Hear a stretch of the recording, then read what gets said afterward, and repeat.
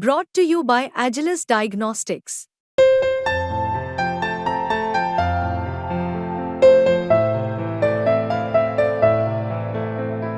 Agilus Diagnostics.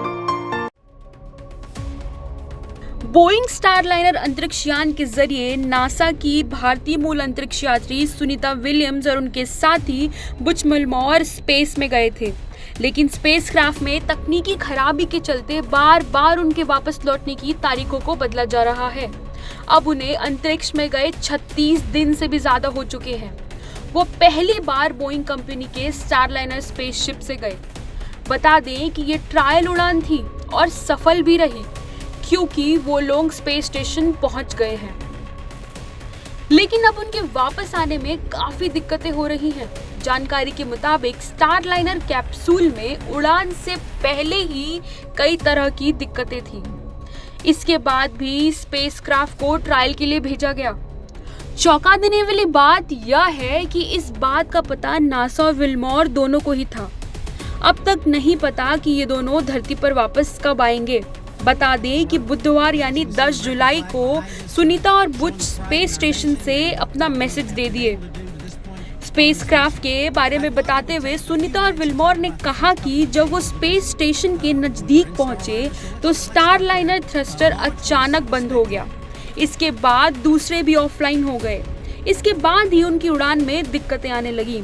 लेकिन अब सवाल यह उठता है कि जब स्पेसक्राफ्ट की खराबी के बारे में नासा और विल्मोर दोनों को ही पता था, उसके बावजूद क्राफ्ट को उड़ान के लिए क्यों भेजा गया। ऐसे में आज क्राइम तक आपको बोइंग स्टारलाइनर स्पेसक्राफ्ट की पूरी कहानी और उसकी तकनीकी के बारे में बताएगा।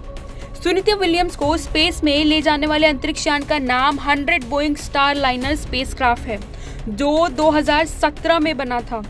2019 में इसे पहली बार लॉन्च किया गया था।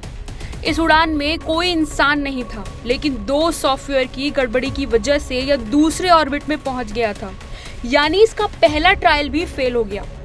इसके बाद मई 2022 में ट्रायल उड़ान की तैयारी की गई। इस बार उसमें 2 डमी एस्ट्रोनॉट्स बिठाए गए थे, लेकिन थ्रस्टर फेल हो गए।